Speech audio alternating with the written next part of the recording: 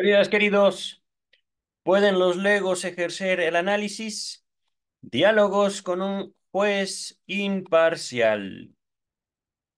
He leído este texto antes. Les dejo una sorpresa para descubrir al juez imparcial.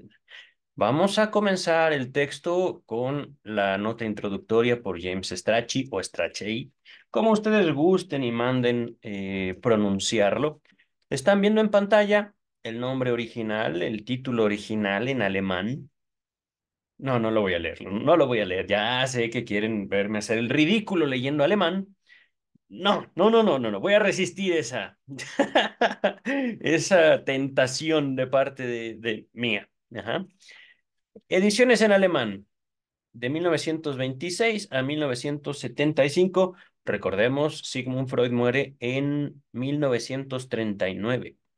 Si mal no recuerdo, poco antes de estallar la Segunda Guerra Mundial, me parece.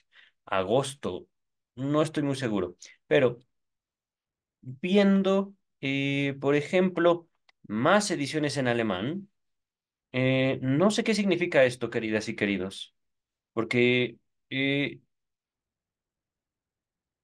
mm, es el mismo título, pero antecedido por unas palabras. Nachwort. No sé qué signifiquen, la verdad. Eh, no le veo ningún paralelismo lingüístico. Ajá. Eh, Vamos a continuar, ¿vale? Porque me está dando curiosidad en cuanto al alemán, pero ciertamente mi curiosidad puede esperar al respecto del estudio de la lengua alemana. Ahorita lo que yo quiero saber es de qué trata el texto de Sigmund Freud. Ahorita dice el traductor que también hay o existen otras traducciones. Esta, hecha por Luis López Ballesteros, lo nombró el texto El análisis profano. Ajá. Para 1943 hay una segunda edición, una segunda revisión de este mismo texto por el mismo traductor. Igual en 1948, Análisis profano, solo cambia un poquito el título, ajá. Pero vemos que de 1928 a 1974, Luis López Ballesteros se encargó de revisar el texto. Ujú. Miren, igual hasta el 74, pero me llama la atención. Eh, no entiendo esto. Porque si notan aquí hay una línea directa, digamos como un trabajo, se puede ver desde 1928 a 1974.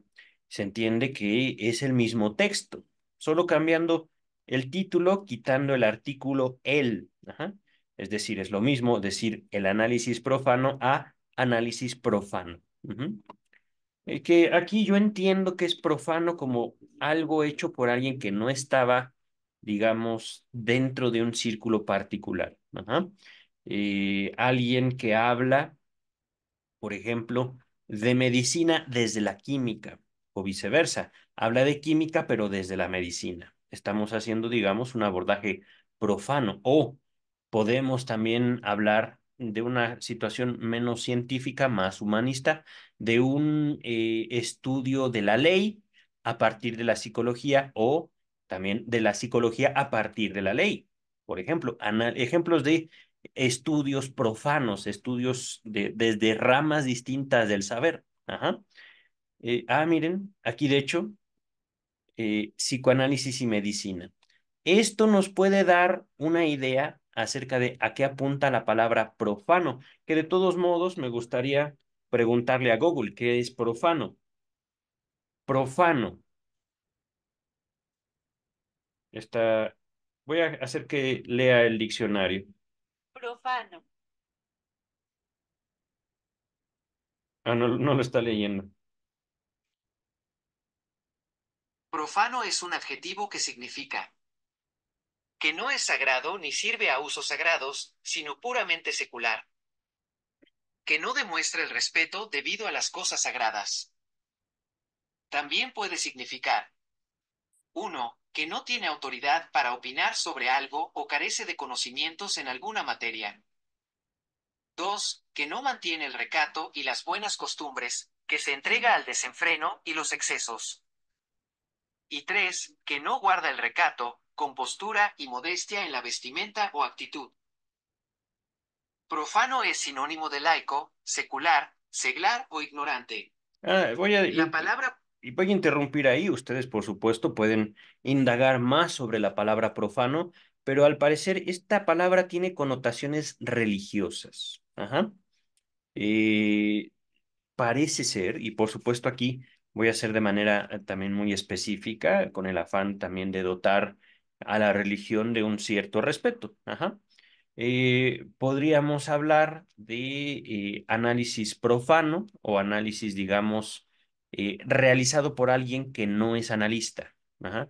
Realizado con alguien que no está dentro del círculo de discípulos de Sigmund Freud. Ajá.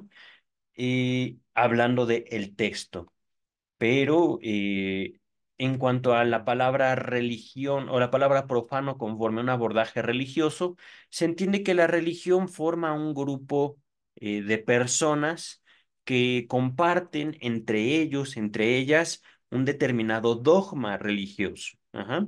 Este dogma les sirve a ellos, a este grupo, para darles una identidad, digámoslo así, del discurso y también de las ideas. Ujú. Esta identidad, por supuesto, tiene ciertos límites, tanto en el pensamiento como en el acto. Hablar de algo profano quiere decir eh, un acercamiento más allá de ciertos límites. Ajá. Límites que impone la doctrina, el dogma en un conjunto, en una sociedad, en un grupo religioso. Ajá. Ahorita se me ocurren algunos ejemplos. Por ejemplo, un católico sería profano al protestantismo y viceversa. Digámoslo así, de acuerdo a de acuerdo a la sociedad mexicana, un cristiano sería un profano al catolicismo. Ajá. O bien, eh, contrastando el pensamiento católico cristiano con el pensamiento islámico. Ambos serían profanos el uno del otro, distintos, diferentes, fuera de. Ajá. Ahorita regresamos al texto y esto es lo que me llama la atención, lo que les quería comentar.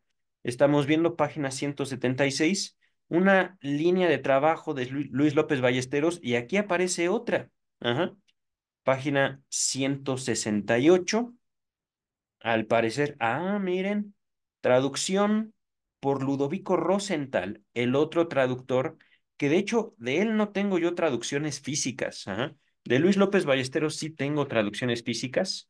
Ya de hecho tengo toda la traducción de Luis López Ballesteros en un archivo digital, como el que están viendo ustedes, pero de Ludovico Rosenthal no tengo ninguna traducción, ni física ni digital. Solo lo encuentro nombrado en esta clase, digamos, de compendios hechos por James Strachey. Dice el traductor, fragmentos del trabajo original con el título Psicoanálisis y curanderismo. Así ya, aquí ya me dio miedo, perdónenme ustedes. Se incluyeron en el almanaque de 1929, publicado en septiembre de 1926, más o menos por la misma época en que apareció el libro. Continúa el traductor. En el primer semestre de 1926 se inició en Viena una causa judicial contra Theodor Reich, miembro prominente de la Sociedad Psicoanalítica de Viena, que no era médico. Aquí ya estoy viendo, queridas, queridos, recuerdo haber leído este texto hace tiempo, no me acuerdo cuánto, pero ahorita me voy a permitir una lectura un tanto política. Y con política no quiere decir una cuestión eh, como para señalar una corriente ideológica en Sigmund Freud. Es más bien cómo influye. el orden de las sociedades, hablando, por ejemplo, Viena, 1926, tiempo posterior a la Primera Guerra Mundial. Ajá. Y aquí, hablando del orden, se está marcando una causa judicial. Podemos entenderlo para el año 2024 en México como una demanda penal, al parecer. Es decir, alguien, por alguna razón, señaló en Theodor Reich la comisión de algo que podríamos decir era un delito. Ajá. Ahorita no me acuerdo quién era Theodor Reich, pero vamos a continuar con el texto. Basándose en informaciones de una persona a la que había tratado psicoanalíticamente, se le imputó o se le acusó transgredir una antigua ley austríaca contra el curanderismo, que declaraba ilegal el tratamiento de pacientes por alguien que no tuviese el título de médico. Aquí, por ejemplo, queridas y queridos, voy a hacerles mención de un acto político, la enmienda a Coller, así la pueden buscar en Google, enmienda a Coller con Y. Ajá. Esta enmienda a Coller fue objeto de discusión cuando yo me formaba como psicoanalista en el Centro de Investigación y Estudios Lacanianos por allá por el 2009-2010, más o menos. La enmienda a Coller fue una ley francesa que dictaba justamente un requisito para la práctica del psicoanálisis en Francia. Esto, si mal no recuerdo, por supuesto, esto aquí mi memoria podría fallar, pero la enmienda a Coller existe, pueden encontrarla en internet. El punto es de que uno de estos requisitos para los psicoanalistas en Francia, 2009-2010 aproximadamente, era que se formaran primero como médicos o como psicólogos. Ajá. Y esto es justamente con el objeto de proteger a la población de diferentes prácticas.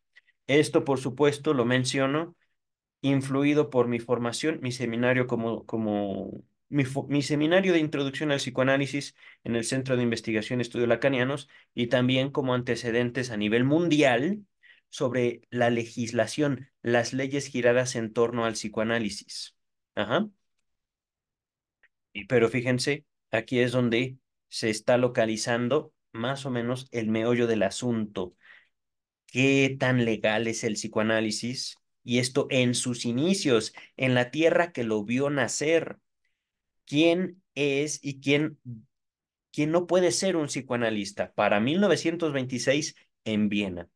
Esto me emociona ciertamente porque ahorita, para el momento de estar grabando este video, lo estoy grabando, para mí es el 18 de enero del 2024. Seguramente publicaré este video en algún momento de febrero del 2024, pero para ese día, puede ser un poquito antes, puede ser un poquito después.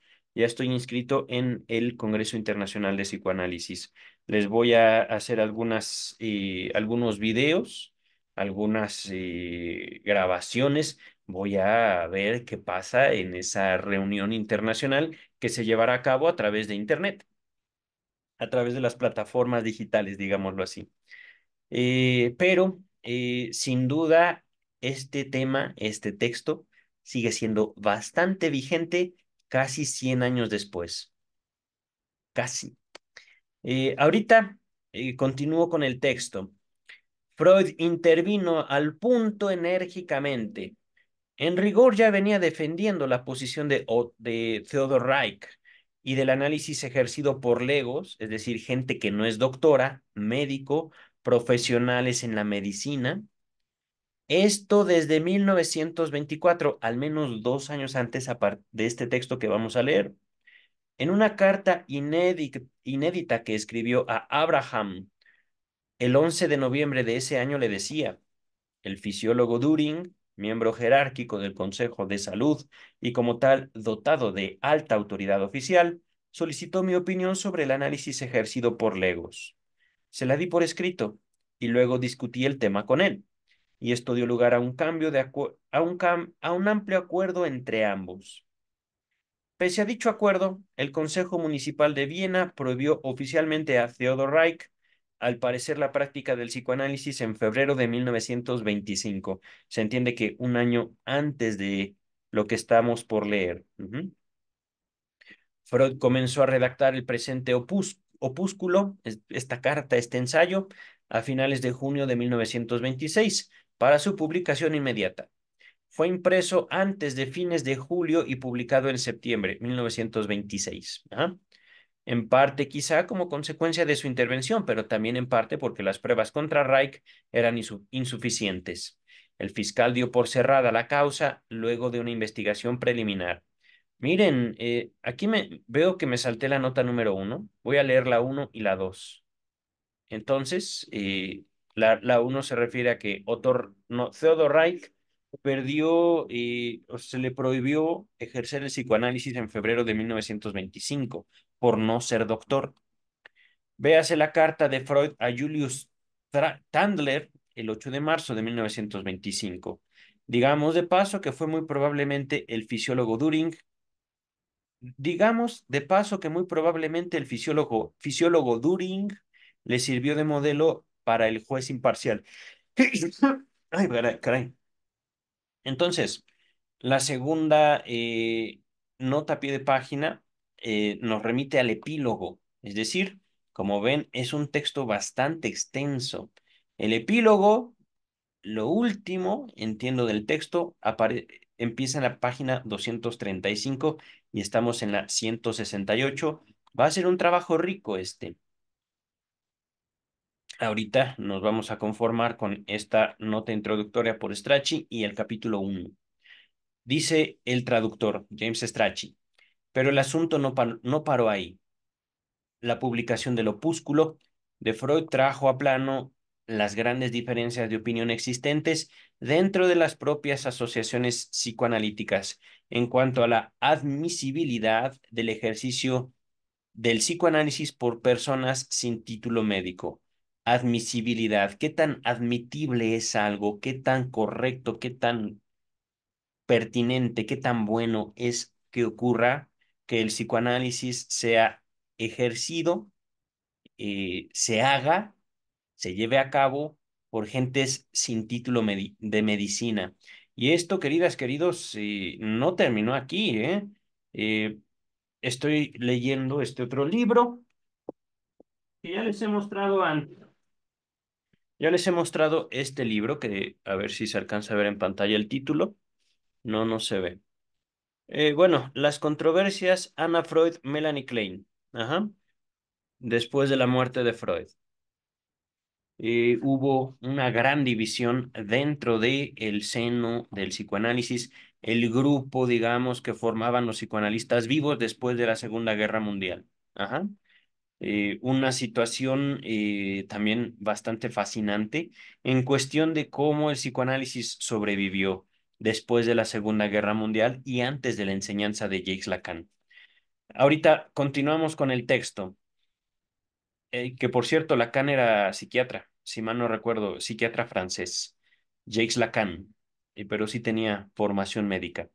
Dice el texto, era pues conveniente ventilar la cuestión y en 1927 se dio a publicidad una larga serie de ponderadas declaraciones, 28 en total, de analistas de varios países en las dos revistas psicoanalíticas oficiales, en alemán, en la International Zeitschrift, y en inglés, en la International Journal. El propio Freud puso término a esta serie de pronunciamientos con un epílogo. Véanse páginas 235 y siguientes, en el que respondió a las argumentaciones de sus opositores y expuso de nuevo sus puntos de vista. En el tercer volumen de su biografía, Ernest Jones dedicó un capítulo a la detallada reseña de estos puntos de vista. Por supuesto, les recuerdo, una vez terminadas todos los textos de Sigmund Freud, que ahorita vamos en el volumen 20, nos faltan 3 volúmenes, ha sido un trabajo considerable por su servidor hasta ahorita, pero después de terminados los 23 volúmenes, voy a empezar a compartir la biografía de Ernest Jones, la biografía de Sigmund Freud. Ajá. Terminado, bueno, no, de hecho, en parejo, en conjunto con la biografía oficial de Freud por Ernest Jones, voy a comenzar a leer la obra de Melanie Klein y también compartiré eh, desde el principio toda la obra de Sigmund Freud, pero ahora con la traducción de Luis López Ballesteros. Entonces, y esto antes de entrar con Jacques Lacan. Trabajo hay, queridas y queridos, trabajo hay aquí y sin duda les invito, acompáñenme. Vámonos despacito, vámonos con calma y disfrutemos del viaje.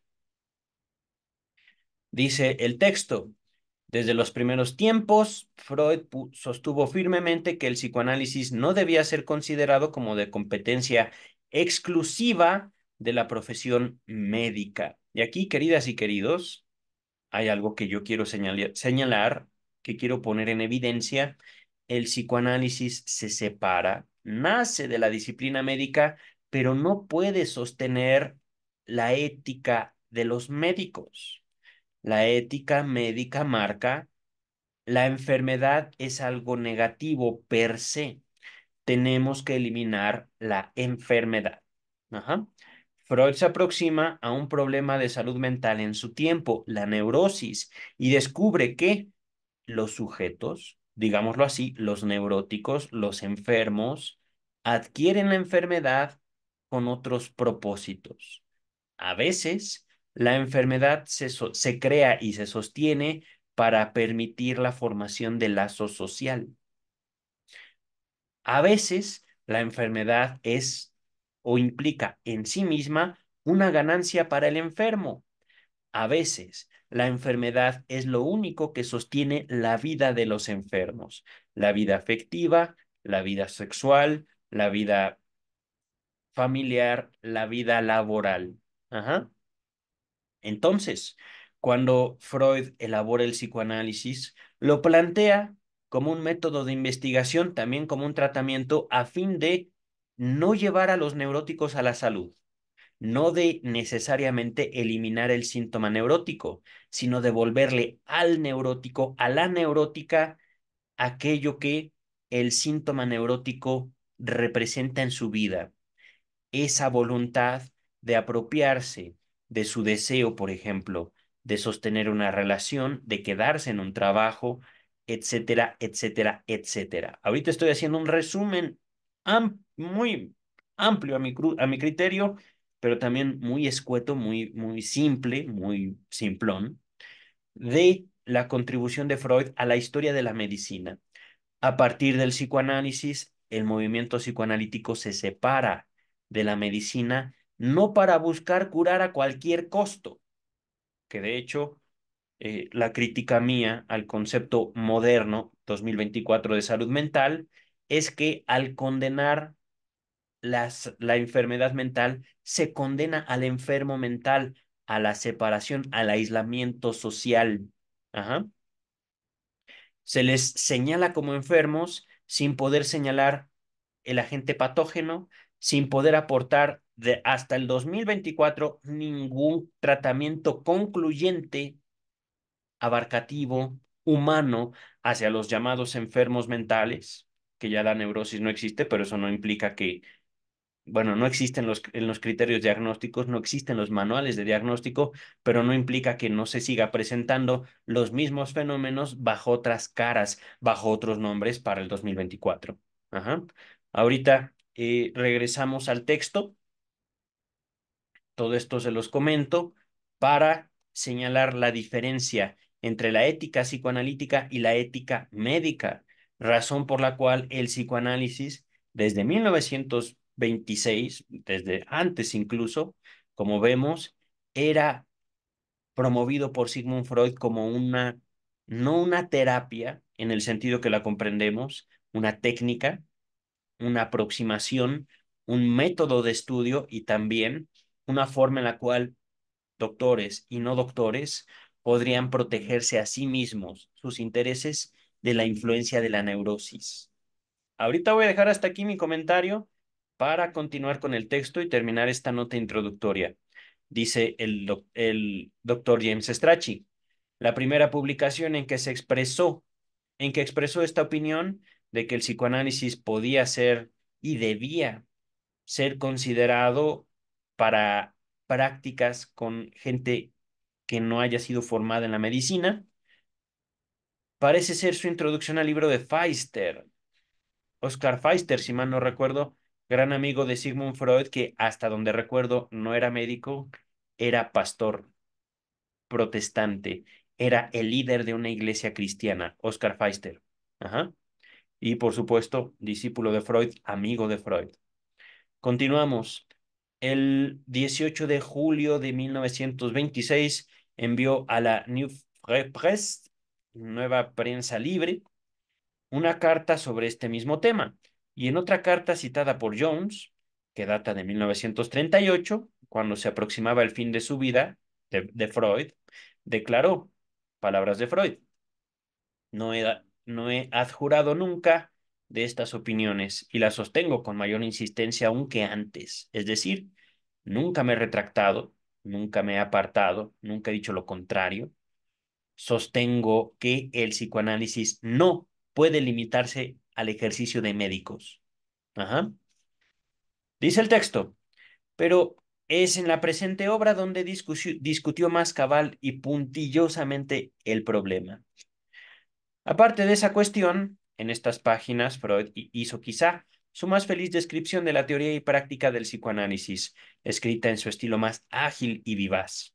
La parte teórica en especial posee, con respecto a sus obras de divulgación anteriores, la ventaja de haber sido redactada luego de la gran clarificación de sus concepciones sobre la estructura de la psique en el yo y el ello, que por cierto ya tenemos todo el yo y el ello estudiado, leído, comentado en este canal. Se los dejo en la descripción de este video. Aquí finalizamos la nota introductoria por el doctor James Strachey, alumno, discípulo del doctor Sigmund Freud. Eh, no estoy seguro, pero iba a decir que creo que James Strachey analizó a Melanie Klein, pero creo que eso está escrito aquí, no lo tengo tan seguro, ¿vale? En el libro que les mostré sobre las controversias. En fin, queridas, queridos, miren, introducción, entonces, estas palabras ya serán del doctor Sigmund Freud. No vamos a ver el capítulo uno. O igual y sí, yo creo que sí, ¿no? Vamos a, vamos a entrar con fuerza a este texto. Dice la introducción por Sigmund Freud. El título de este breve escrito no es comprensible sin más. Aclararé, pues. Legos, entre comillas, legos, igual a no médicos. Y la pregunta si es también a los no médicos.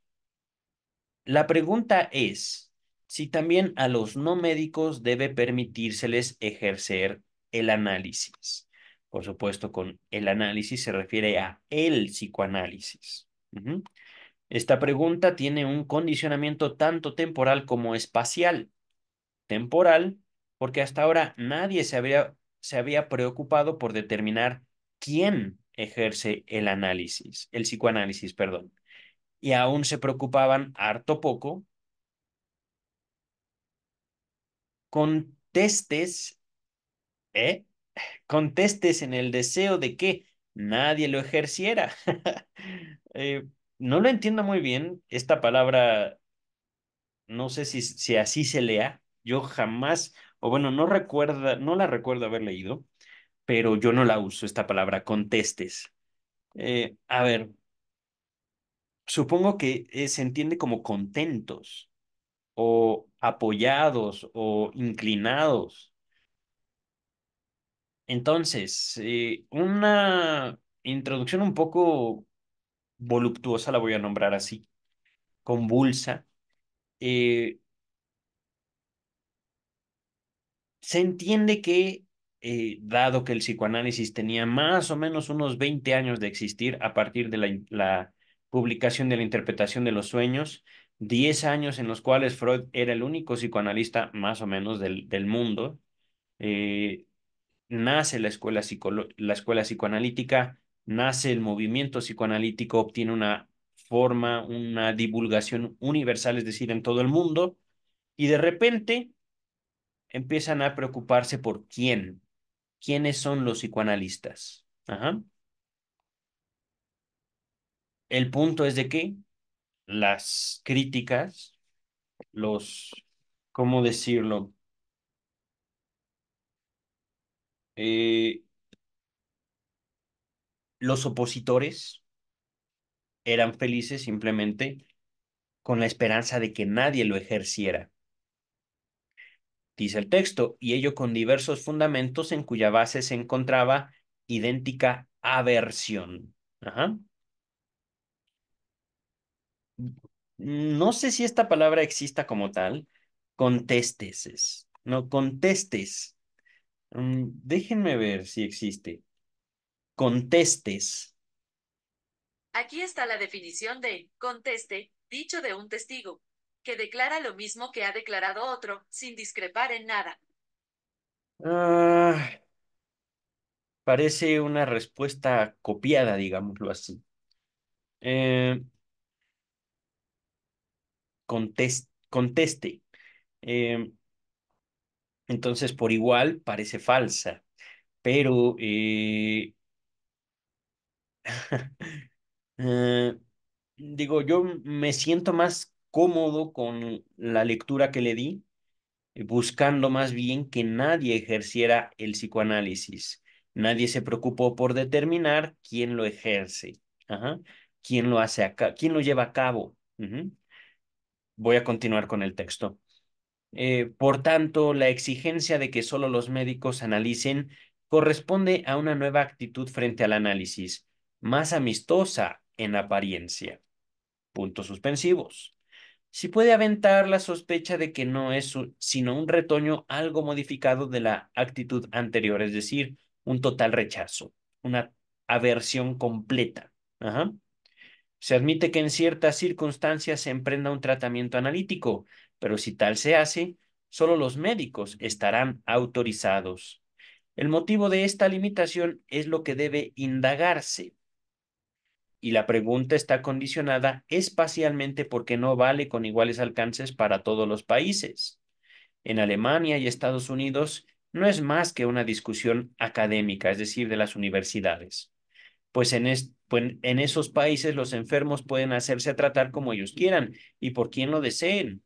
Y cada cual puede tratar a voluntad de enfermos, cualesquiera en calidad de curandero, siempre que asuma la responsabilidad de sus actos. Y esto, queridas y queridos, sigue siendo real, legal en México. Ajá. En México, no solo hablando del abordaje psicológico, donde ya de por sí hay una variedad infinita de técnicas psicológicas. Ajá. Repito y enfatizo, en mi experiencia, en mi criterio, en México, psicoterapia no es lo mismo que psicología y ambas son diferentes al psicoanálisis. Ahorita no es tiempo de ahondar en estas diferencias, pero en México, hablando de estas tres, digámoslo así, disciplinas, enfoques psicológicos, también en México, si tú lo quieres, puedes visitar a quiroprácticos, puedes visitar a homeópatas. Si tú así, si a ti te sirve, si tú te sientes conforme con eso, también puedes visitar a chamanes, puedes visitar a, y esto ya, por ejemplo, terapias angelicales. Ahorita no lo tengo realmente tan presente ese conocimiento, pero sí hay terapeutas angelicales, algo así. En México, terapeutas de Reiki, terapeutas de distintos cortes esotéricos, ajá. eh, y esto por mencionar algunos abordajes, ajá. Y esto sin mencionar también a los grupos de autoayuda como Alcohólicos Anónimos, como Iglesias Pare de Sufrir, etcétera, etcétera, etcétera. Es decir, cada individuo va encontrando al tiempo que busca soluciones a distintas problemáticas en distintos niveles y en distintos discursos en México para el año 2024. Ajá.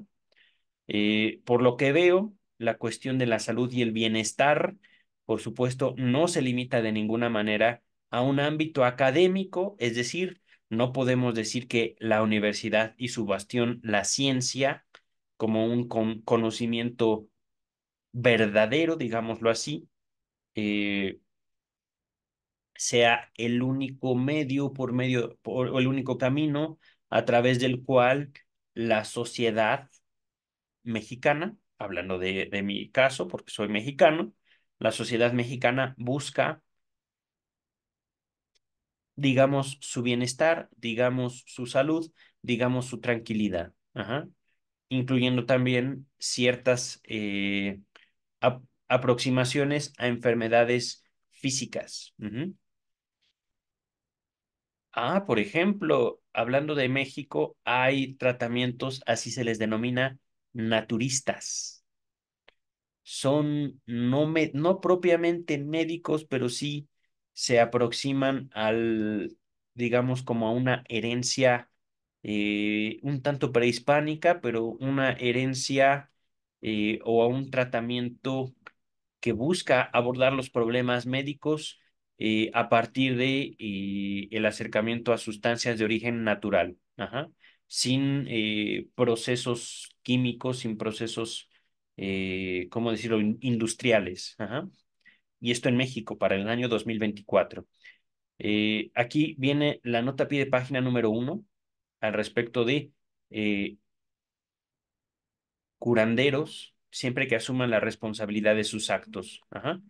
En rigor, esto es solamente válido respecto de ciertos estados de Estados Unidos, no de todos ellos.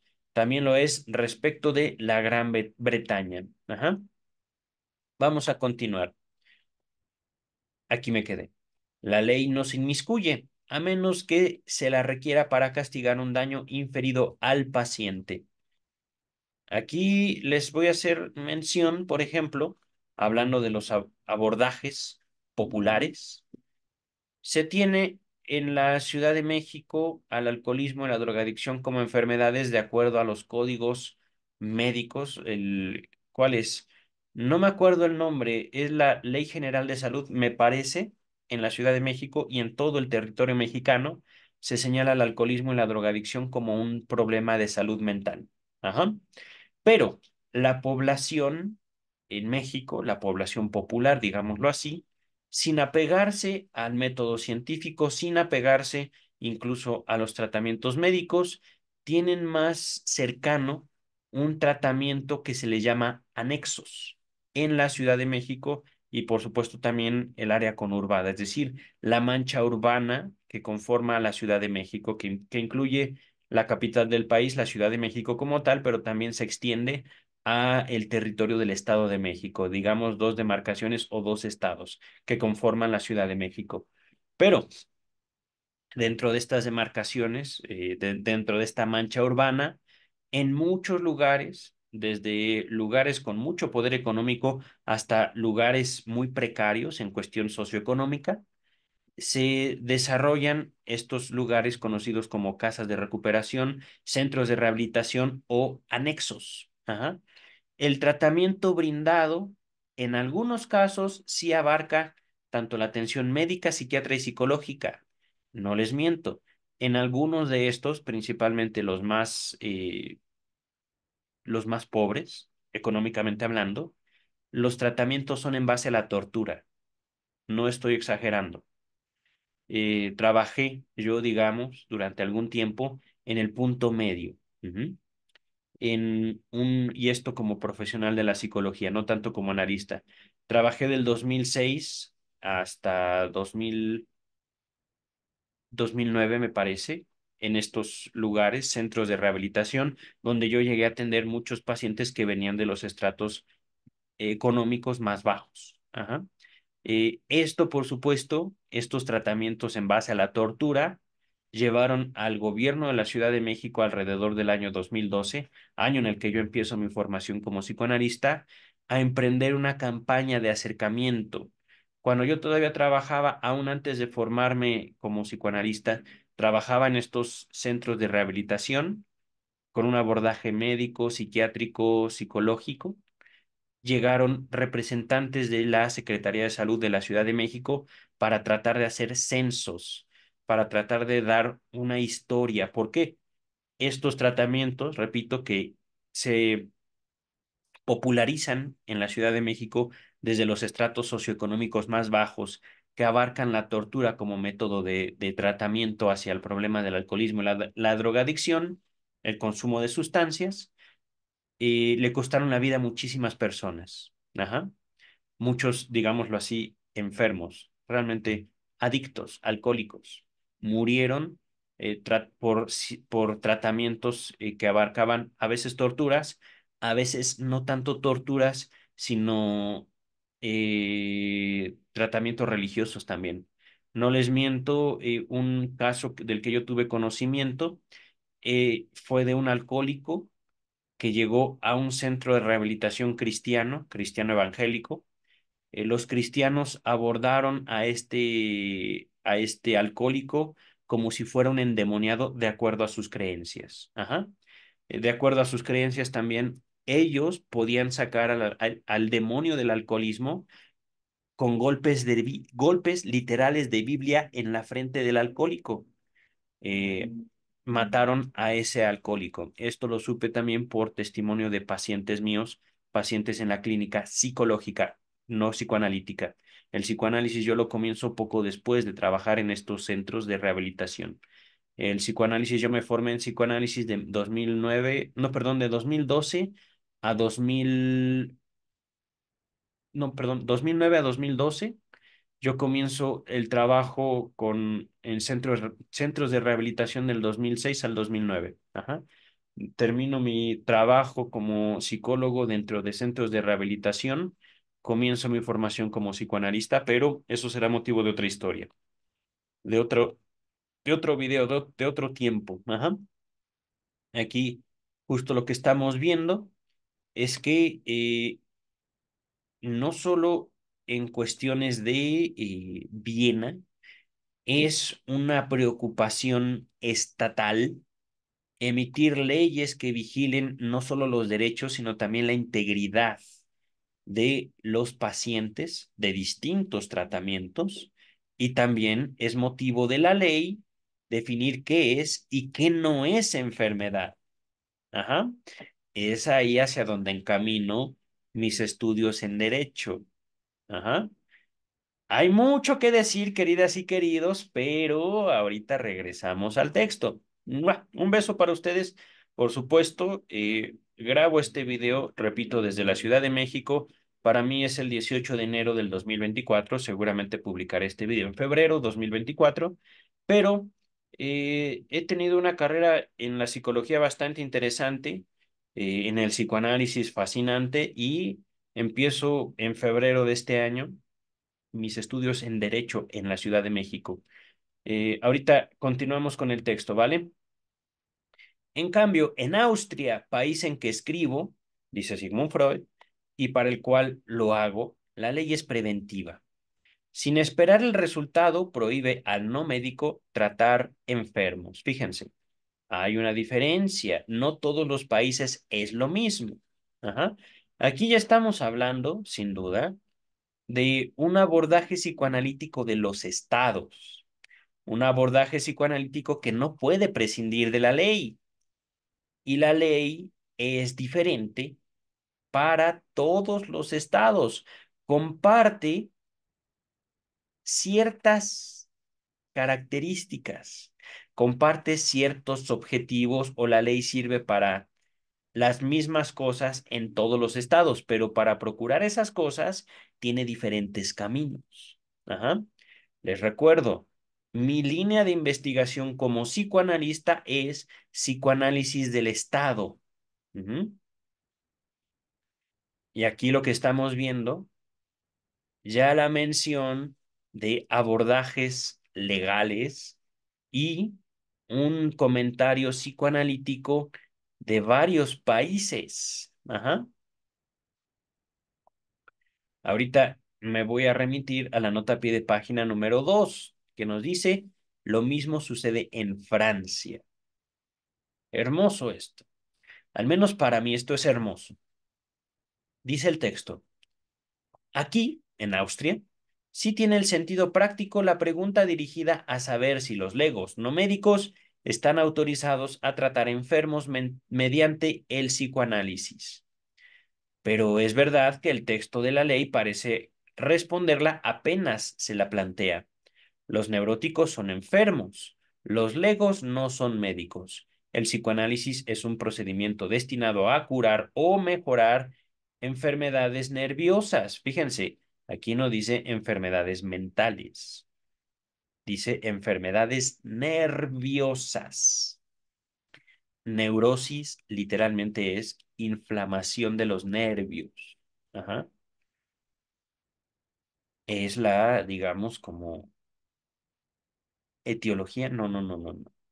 Se me ha olvidado el nombre de esta palabra. Esta palabra que aplique quiere decir el significado de las palabras.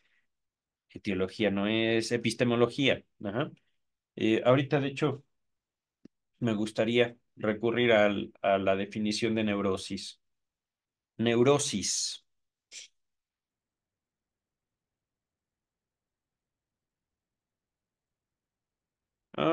No trae la epistemología.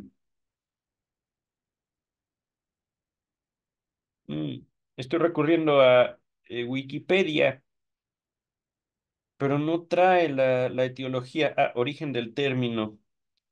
Mm, no.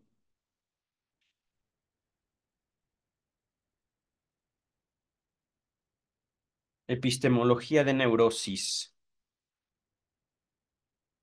No dice. Bueno, etimología no es epistemología. Epistemología sobre la formación del conocimiento, doctrina filosófica. Es etimología. Bueno, ya no me voy a distraer del texto. Vamos a continuar. Entonces, los neuróticos son enfermos, los legos no son médicos, el psicoanálisis es un procedimiento destinado a curar o mejorar enfermedades nerviosas y todos los tratamientos de esa índole quedan reservados a los médicos. En consecuencia, no es permitido a los legos ejercer el análisis en neuróticos y si lo hicieran, cometerían un acto punible, es decir, un delito, algo castigable. Ajá. Siendo tan simples las cosas, uno apenas se atreve a ocuparse de la pregunta en cuestión. No obstante, surgen algunas complicaciones que la ley no considera y por eso mismo exigen atención. ¿Acaso se llegue a averiguar que en este caso los enfermos no son como otros enfermos? Los legos no son genuinamente tales, ni los médicos son exactamente lo que hay derecho a esperar de unos médicos, en lo cual pueden fundar sus pretensiones. Si se consigue probarlo, se está justificado en reclamar que la ley no se aplique sin modificación al presente caso. Antes de continuar, queridas y queridos, aquí yo quiero hacer una mención de un fenómeno que podría yo, sin tener también una formación profunda en derecho, al momento no soy, digamos, ya un estudiante, estoy inscrito, pero no estoy ya recibiendo eh, clases. Toda ley en todo lugar del mundo es, digámoslo así, transitoria, es plástica. Todas las leyes se van modificando de tiempo en tiempo en el mismo lugar que son emitidas. Ajá. Podemos decir que, por ejemplo, para el año 2024, hay pocos países que estén completamente protegidos contra la actividad en línea. Ajá. Al día de hoy, 18 de enero del 2024, existen muchas cosas en Internet que eh, que se están cometiendo en contra de los derechos de los usuarios de Internet, personas físicas. Ajá. Esto es algo inédito, digámoslo así, en la historia de la humanidad. Antes de 1980, emitir leyes en contra, digamos, de actos digitales no tenía ningún sentido. 1990, 2000, 2010, el mundo se transformó a partir de Internet. Ajá. Cuando el psicoanálisis nace, el psicoanálisis, repito, nace de la medicina, pero se separa de ella. Ajá. Por eso, el doctor Freud aquí está hablando, digamos, de una modificación de la ley en Austria, en Viena, y esto debido a que el psicoanálisis señala categorías que es necesario reconocer para la construcción de la ley en 1926. Ajá. Estas categorías, los neuróticos no son como otros enfermos. Ajá. Los no médicos no son,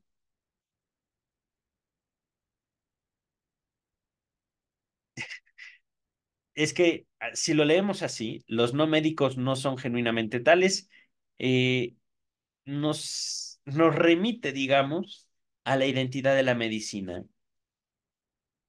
a la identidad de el curandero. Ajá. Ahorita que lo leo así, los no médicos no son genuinamente tales. Me reí porque es una declaración un poco, ¿cómo decirlo? Tramposa. Ajá. Por ejemplo, ¿qué dirían si un médico no solo no cura enfermedades, sino un médico que favorece ciertas enfermedades en su comunidad? Por ejemplo, ¿no? Un médico, y aquí me voy a ir más allá de la medicina, un médico, doctor, no con solo licenciatura, preparación profesional, tiene maestrías, doctorados en medicina, en cirugía, persona preparada, pero un médico promiscuo que se dedica a contagiar a diestra y siniestra de enfermedades venéreas. La definición de una profesión no abarca toda la idiosincrasia, todas las posibilidades humanas. Aquí voy a hacer solo una pequeña mención de lo que el código ético del psicólogo mexicano hace sobre los psicólogos mexicanos. No me voy a meter mucho ahorita en eso. Voy a estudiar derecho y me gustaría también echarme un clavado al código ético del psicólogo mexicano, con el afán de definir también la posibilidad del psicoanálisis en México. Eso estaría genial, pero que esto, que el otro, capítulo número uno. Permítanme, déjenme ver si no está muy largo el capítulo. 173 a la 178. 5 páginas, ¿cómo no? Termino esas páginas y ahora sí me voy a descansar. Vengo de un día de trabajo, tengo hoy clase de salsa y prometí ir con mi familia, con mis hermanos, mi madre, a ver Napoleón hoy por la noche. Entonces tengo un día tareado. Dice el doctor Sigmund Freud, capítulo uno, que lo dicho en último término suceda, es decir, que nosotros como psicoanalistas podamos modificar la ley presentando claramente poblaciones específicas, situaciones específicas que la ley necesita ver, que la ley necesita contemplar. Ajá. Dependerá de personas que no están obligadas a conocer las particulares de un tratamiento analítico, es decir, cómo hacer evidente una realidad a gente que no la ha vivido. ¿Cómo? Pues es sencillo, hay que hablar de eso. Para el año 2024, testimonio mío, no es lo mismo una psicoterapia de corte psicoanalítico en México que un psicoanálisis en forma. Ajá.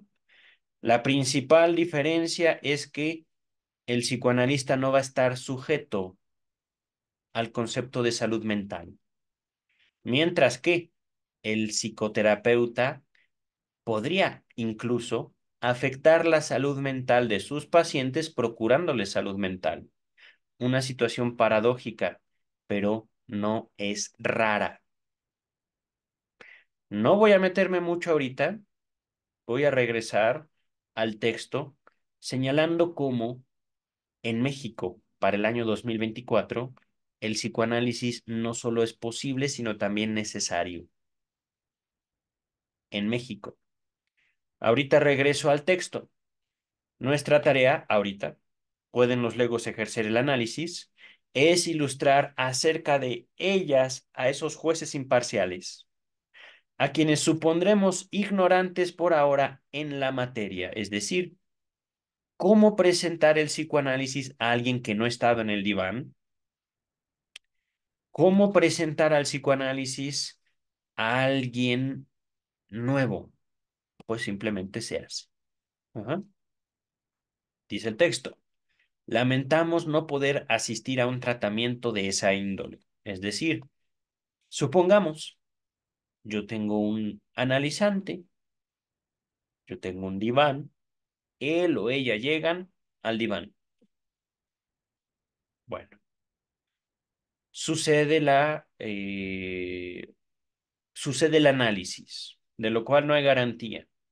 Pero voy a dejarlo así. Supongamos que en el momento en el que él o ella hablan, ¡pum! Hago psicoanálisis.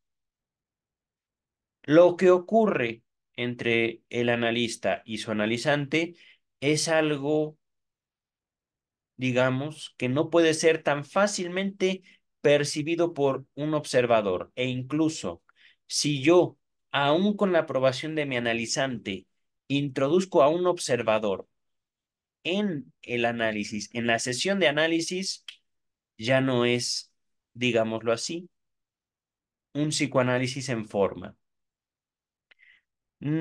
¿Cómo ilustrar esto? Ahorita se habla, por ejemplo, de la física. No lo tengo tan fresco en la memoria. Física cuántica. La modificación del comportamiento de las ondas de luz, si hay o no hay observación. Si alguien las ve o no las está viendo. Ahorita no tengo tan fresco ese conocimiento, ese recuerdo, pero no es una investigación, digamos, de tiempos de Freud, es una investigación mucho más reciente. Ajá. Pero lo que sí podemos notar en psicoanálisis es que es una relación entre dos personas. Ajá. No es como tal, dentro de las psicoterapias, una técnica que se aplica esperando un resultado específico. Es algo que ocurre entre dos personas a través de la cual un acto, digámoslo así, una de ellas empieza a recibir retroalimentación de sí misma, el analizante, situación que lleva esa relación del analizante con el analizante mismo a una nueva dimensión, a un nuevo, una nueva colocación, una nueva posición. Ajá. Dimensión, posición, colocación. Ahorita estoy tratando de ilustrar el psicoanálisis desde un punto de vista tópico, digámoslo así. Ajá. Desde un lugar, desde un yo ya no soy para mí mismo lo mismo, a partir del psicoanálisis, a partir de una retroalimentación, a partir de una interpretación, a partir de algo que me devuelve el analista. Ajá. Esa dinámica se vería cortada, se vería interrumpida, se haría imposible en caso de que exista un tercer elemento, alguien que esté en el análisis mismo. Ajá. Dice el texto, la situación analítica, aquí se está, digamos, introduciendo estas palabras, no quiero hablar de términos, no quiero hablar de conceptos, me niego, son palabras. Ajá. La situación analítica no es compatible con la presencia de terceros. Por otra parte, como las distintas sesiones son de valor muy desigual, un espectador así incompetente que asistiera a una de ellas casi nunca obtendría una impresión utilizable y correría el riesgo de no comprender aquello de que se trata entre el analista y el paciente o se aburriría. ¿Cómo ilustrar esto? De hecho, dedico al menos una parte de mi primer capítulo o del capítulo 1 de mi propio libro, Psicoanálisis del Estado, Sexualidad Infantil y Crimen, Psicoanálisis del Estado, volumen 1, a hablar de esto, hablar, digamos, de cómo hay algo que ocurre entre analizante y analista. A ese algo, Freud lo está llamando la situación analítica. Ujú. Digamos como un intercambio en el cual yo como analista estoy tratando de escuchar al otro sin otorgarle un sentido específico a sus palabras. Busco que el analizante se hable. Busco que el analizante o la analizante dé cuenta de sus palabras, me explique a mí qué quiere decir. No entro yo, por ejemplo, a decir, no es que su situación analítica, no es que su complejo de Edipo, no es que su trauma, no es que su inconsciente. Ajá. Eh, Como por ejemplo sé que se hace en la psicoterapia de corte psicoanalítico en la Ciudad de México. ¿Ah?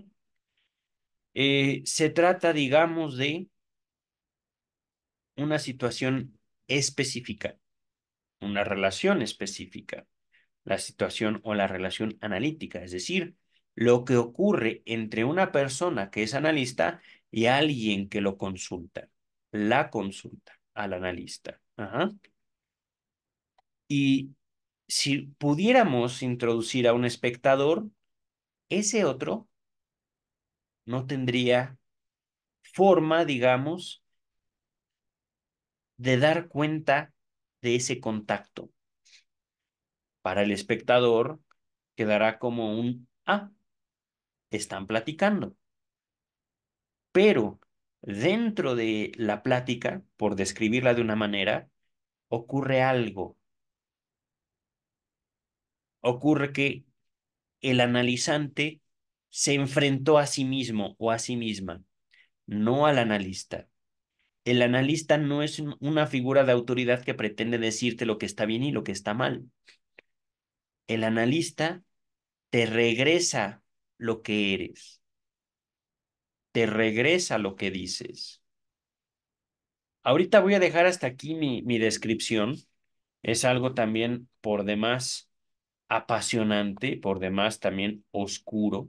Yo mismo lo nombro así en el primer capítulo de mi libro, pero es algo que tiene mucho que ver con la concepción subjetiva del mundo, es decir, cómo cada ser humano va creando una relación específica con el mundo, específica, única. Ujú. Ahorita voy a dejar hasta aquí mi comentario para no desviarme más. Tenemos todavía 5 páginas por delante. Dice el texto, por tanto, de buen o mal grado tiene que conformarse con nuestra información, hablando del testigo, ¿vale? Que trataremos de transmitirle de la manera más confiable que podamos. De eso se trata justamente. ¿Acaso el enfermo sufra de oscilaciones, vaivenes de talante que no puede dominar o de una timidez irresoluta que le hace sentir paralizada su energía? Pues no confía en hacer nada rectamente. No, digamos, se cree a sí mismo un inútil. Ajá. O se corre con angustia ante los extraños, hablando del tímido. Ajá. Puede percibir sin entenderlo que tiene dificultades para llevar a cabo su trabajo profesional, pero también cualquier decisión de alguna gravedad y cualquier empresa. Un buen día, y sin saber la razón, lo inconsciente, padeció un penoso ataque de sentimientos de angustia y desde entonces no puede vencerse a sí mismo, no puede sin vencerse a sí mismo andar solo por la calle ni viajar en ferrocarril y quizá debió renunciar a ambas cosas. O lo que es harto asombroso, sus pensamientos marchan por su propio camino y él no puede guiarlos mediante su voluntad. Pensamientos involuntarios, síntoma de algo inconsciente, símbolo Es lo que quiere decir Freud con lo inconsciente. Yo no controlo lo que pienso. Mis pensamientos tienen vida propia, pero eso está lejos de ser una enfermedad, de ser algo malo por sí solo, como lo indica la psiquiatría moderna, al menos en México. Ajá. Dice el texto, persiguen problemas que le resultan harto indiferentes, hablando de sus pensamientos, hablando de los pensamientos de este paciente hipotético, ajá, pero de los que no puede librarse. Y aún le han impuesto tareas en grado sumo risibles, tareas ridículas, como contar el número de ventanas en los frentes de las casas o luego de ejecutar operaciones simples, como arrojar una carta en el buzón o cerrar la llave del gas, le sobreviene enseguida la duda sobre si efectivamente lo hizo. Quizá todo eso no es más que molesto y fatigoso, pero semejante estado se vuelve insoportable si él, de pronto, no puede defenderse de la idea de que ha arrollado a un niño bajo las ruedas de su coche, ha arrojado al agua desde el puente a un desconocido, o si se ve forzado a preguntarse si no es el asesino que la policía busca como el autor de un crimen descubierto hoy. Es decir, y esto es un afán de describir una neurosis obsesiva, ¿y qué tal si yo lo maté? No lo recuerdo, de hecho ni estaba en el estado, de hecho ni siquiera estaba en el país, pero ¿y si fui yo? ¿Cómo puedo saberlo? ¿Cómo puedo demostrarme a mí mismo que yo no hice ese crimen? No puedo. Entonces, ¿seré yo el culpable? Cosa que por supuesto es, digamos, ahorita voy a usar la palabra delirio, pero podemos también hablar de un síntoma neurótico. Ajá. Dice el texto, todo eso es un manifiesto disparate. Él mismo lo sabe. Nunca ha hecho algo malo a nadie, pero la sensación, el sentimiento de culpa es tan intensa como si efectivamente fuera el asesino buscado, que de hecho, queridas, queridos, no sabemos si un asesino pueda sentir culpa por algo que él hizo. No todos lo sienten. Ajá. Dice el texto, o bien nuestro paciente, sea esta vez una paciente, tiene sufrimientos de otra índole y en un terreno distinto. Es concertista de piano, pero sus dedos se le agarrotan y le deniegan su servicio cuando se propone ir a una reunión social al punto, al instante, le sobreviene una necesidad natural cuya satisfacción sería incompatible con la socialidad. Por eso ha renunciado a concurrir a reuniones, bailes, al teatro, a conciertos, lo cual sería muy pesado para una concertista, ¿no creen? En las circunstancias más inoportunas es aquejada por dolores de cabeza u otras sensaciones dolorosas. Eventualmente vomitará toda comida, lo que a la larga puede resultar peligroso, claro.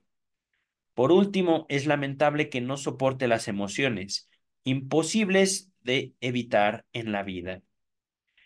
Con ocasión de ellas sufre desmayos, a menudo con contracción muscular, ajá, como que recuerdan a ominosos estados patológicos. Ominoso de la palabra alemana Unheimlich. No sé leer alemán, estoy jugando, ¿vale? Dice el texto. Otros enfermos aún se sienten perturbados en un campo particular, en que la vida de los sentimientos reclama la participación del cuerpo. Si son varones, se hallan incapaces de traducir en expresión corporal las mociones más tiernas hacia el otro sexo, en tanto que quizá dispongan de todas las reacciones frente a objetos menos amados. Es decir, hombres que no pueden demostrar afecto a personas del otro sexo, a mujeres. Sí, sí, sí. ¿Qué tal, compañera? Muy buenos días, compañera. Sí, ya está el trabajo terminado. Tenga usted. Adiós, por ejemplo. Ajá. No estoy imitando a alguien que yo conozca, se me están ocurriendo. Ajá. Pero en cuanto a, por ejemplo, este mismo sujeto, en su trato, digámoslo así, voy a usar una palabra que ahorita circula mucho en las redes sociales en México, frente a una cariñosa, frente a una prostituta, ahí sí puede y desata toda su pasión, todo su miel, toda su dulzura. Ajá. Ahorita con esto me refiero, por ejemplo, a objetos menos amados, aunque también podríamos estar hablando de gente con la cual él no conviva tanto. Ajá. En todo caso, hay una incapacidad, mientras que ese afecto tiene otros escenarios, otras formas de procurar la satisfacción. Ajá. Dice el texto, o su sensualidad se ata a personas a quienes desprecian y de las que querrían verse libres, o les impone condiciones cuyo cumplimiento les repugna a ellos mismos. Si los pacientes son mujeres, por angustia o asco, o por desconocidas inhibiciones, se sienten impedidas, no pueden entregarse a los reclamos de la vida sexual. Es decir, qué asco el sexo, guácala. No, no, no, no, no, no, no. Y luego, o si han cedido al amor, se encuentran privadas del goce que la naturaleza ha estatuido como premio a esa obediencia. Queridas, queridos, aquí está hablando Freud de mujeres, pero no todos, tampoco los hombres, disfrutan del sexo. Aquí estamos hablando de un rasgo histérico, pero, bueno, también obsesivo, neurótico, podríamos afirmarlo. Pero, supongamos, supongamos que haya pastillas en contra de eso, no de una incapacidad de excitarse, sino pastillas que nos den goce sexual. Entonces creo yo que ya no necesitaríamos del sexo, pero es justamente uno de los límites a los tratamientos médicos. Ni la psiquiatría, ni la medicina, ni la psicología y aún el psicoanálisis. Ninguna disciplina puede permitirle a un sujeto su propio disfrute. Es herencia del psicoanálisis señalar que yo soy capaz de bloquear mi propio placer, soy capaz de impedir mi propio goce. Ese es el trabajo del psicoanalista, acercarnos a esa dinámica, acercarnos a ese poder que en mi criterio, en mi experiencia, en mi propio desarrollo teórico, se localiza el origen del Estado. Yo frente a mí mismo, yo puedo cancelarme un goce. Yo puedo tener una relación sexual y no disfrutarla. Por ponerles un ejemplo, regresamos al texto. Todas esas personas se reconocen enfermas. Sí, todavía para el año 2024, pero ya no acuden con médicos. Algunas sí, al menos dentro de mis conocidos, conocidas, gente que no ha estudiado psicología. Algunos van con médicos, otros van con psicólogos, otros van a grupos de autoayuda, otros van a religiones, otros van con curanderos, otros viven experiencias místicas, etcétera, etcétera, etcétera. Ajá. En México, 2024. Dice el texto, de quienes se espera la eliminación de esas perturbaciones nerviosas. Ajá. Además, ellos manejan las categorías en que se coloca a esas enfermedades. Esto me pareció impresionante. No sé si con ellos se refiere a los médicos. Me parece que sí. En cada caso las diagnostican, sí se refiere a los médicos. Esta palabra se refiere a los médicos.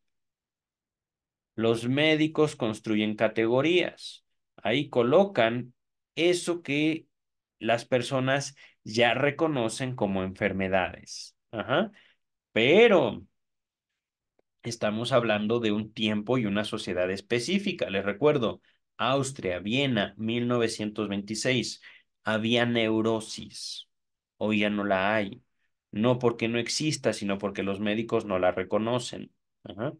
Que por cierto, uno de los grupos de autoayuda en México, sin mucha difusión de hecho, hasta donde yo sé, sin mucho éxito, son neuróticos anónimos.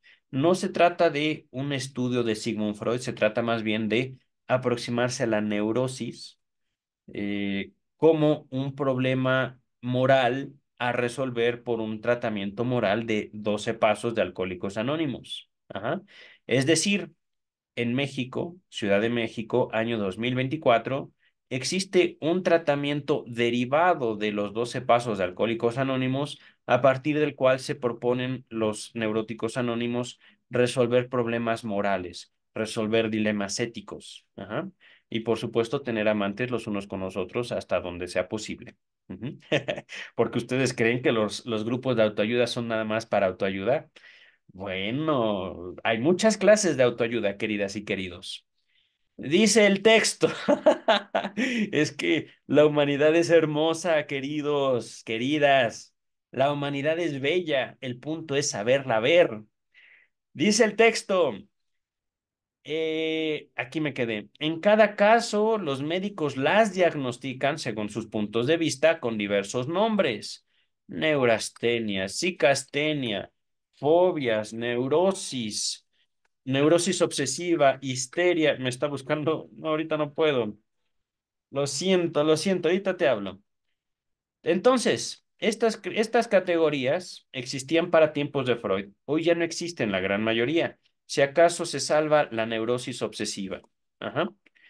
Examinan los órganos donde se manifiestan los síntomas, es decir, los médicos. Los médicos ven los órganos.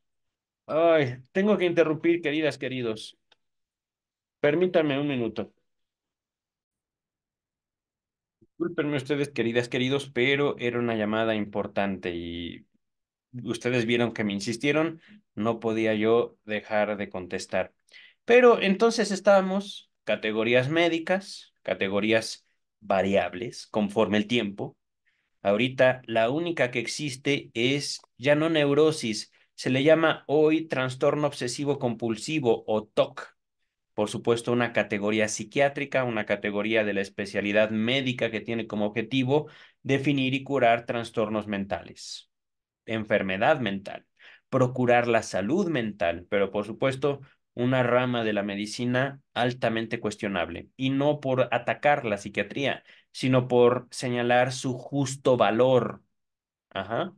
No es que yo pretenda eliminar la psiquiatría, no es que yo diga los psiquiatras son malos, no, no es eso. Se trata de que hay que delimitar el uso de las herramientas que tenemos, hay que procurar una visión imparcial de las cosas como son, como ocurren, hay que estudiar, hay que definir. Se trata de eso la ciencia. Hay que hacer ciencia de lo humano, conforme a lo humano, no conforme a valores que buscamos imponer a lo humano. Somos seres humanos, no somos seres ni perfectos, ni deseables, ni... voy a dejar ahí mi comentario porque hay mucho que decir al respecto de la disciplina médica, psicológica y sin duda del papel del psicoanálisis para el año 2024. Entonces, los médicos examinan los órganos donde se manifiestan los síntomas. Esto es valioso. No podemos descartar que, por ejemplo, una histeria que podría manifestarse en una anestesia o en una, ¿cómo se llama? En un paroxismo, en una parálisis. Ajá. tenga un origen orgánico, se deba a factores que no son psicológicos, sino más bien, por ejemplo, a una intoxicación o la acción sobre el cuerpo de alguna bacteria o algún virus. ¿Me explico? Ajá. No todo tiene origen en la mente, no todo es psicosomático, pero cuando no hay motivos patógenos orgánicos, podemos sospechar de una histeria para el año 2024. Ajá. Entonces, el corazón, el estómago, los intestinos, los genitales, y si los encuentran sanos, y los encuentran sanos los médicos pueden examinar el organismo, el órgano, hacer las pruebas necesarias, pero si las pruebas indican este órgano es sano, entonces podemos hablar de una neurosis. ¿Por qué? Porque hay un síntoma, una inhibición, una parálisis, un sentimiento de dolor, etcétera, etcétera. Ajá. Los médicos aconsejan interrumpir el modo de vida habitual. Los médicos aconsejan reposo, procedimientos vigorizantes, tónicos, vitaminas. Ajá. Nutrición. Los médicos saben que para interferir, para modificar un estado de dolor, un estado patológico, una enfermedad, el cuerpo necesita descanso. El cuerpo necesita fortalecerse, dice el texto, y de ese modo obtienen alivios pasajeros o no consiguen nada. Aquí, queridas, queridos, no es por señalar, repito, algo malo de la medicina, sino algo que la medicina no puede aceptar sin sacrificar parte de su poder, parte de su política. Ajá. Y es que, vamos a continuar, por fin los enfermos se enteran de que hay personas que se especializan en tratar esa clase de sufrimientos y entran a analizarse con ellas. Es decir, aquí el psicoanálisis entra dentro del mercado de la medicina, donde la medicina no puede, porque los enfermos pueden. Ajá. Y esto, queridas, queridos, marca la separación del psicoanálisis de la medicina. La separación del psicoanálisis de la medicina, no sé si se entiende. Queriendo procurar la salud, encuentran un cuerpo sano, pero donde hay dolor, pero donde no hay funciones. Ajá, dice el texto. Nuestro juez imparcial, a quien imagino aquí presente, ha dado signos de impaciencia mientras exponían los fenómenos patológicos de las neurosis. Ahora se pone alerta, tenso, y expresa así. Por fin sabremos, pues, qué hace el analista con el paciente a quien el médico no pudo remediar. No, no es así. Entre ellos no ocurre otra cosa, sino que conversan, platican. Es una plática. El análisis, podemos decir, es una plática. El analista no emplea instrumentos, no son pruebas psicológicas. Ajá. Ni siquiera para el examen. Es decir, pues ya el examen fue a cargo de un médico. El médico dijo, este cuerpo está sano. Y tampoco prescribe medicamentos, cosa que al menos en México se comparte con la psicología. Ajá. Los psicólogos, la mayoría, a menos de que tengan especialidad ¿qué? No, psicomedicina, no me acuerdo. Hay una especialidad en México para que los profesionales en la psicología receten medicamentos. Ajá. Siempre que es posible, hace que durante el tratamiento el enfermo permanezca en su ambiente y mantenga sus relaciones habituales. Siempre que es posible, enfatizo. Desde luego, ello no es condición indispensable y no siempre se la puede cumplir. El analista hace venir al paciente a determinada hora del día, lo hace hablar, lo escucha, luego habla él y se hace escuchar. Eso es todo. Visto desde el punto de vista de un testigo imparcial. Hablamos. Pero hay algo, queridas y queridos, digámoslo así, algo que parte de la ética del psicoanalista, no del psicólogo, no del psicoterapeuta, tampoco del psiquiatra. Ajá. Psiquiatra, psicólogo y psicoterapeuta, todos van a caer bajo el peso no del psicoanálisis, sino de su propia ética, la salud mental. Ajá. Y la ética de la salud mental recae también sobre los pacientes. El psicoanalista tiene otra ética, se maneja en un discurso, en una dimensión, en una posición diferente que psiquiatra, psicoterapeuta y psicólogo. Ajá. Ahorita voy a regresar al texto. Entonces, en resumen, el análisis descrito desde afuera por, por un testigo imparcial es una plática entre dos personas. Nada más, dice el texto. El rostro de nuestro juez imparcial muestra ahora señales inequívocas de alivio y distensión, pero también deja traslucir nítidamente cierto menosprecio. Ujú. Ah, es verdad, es verdad.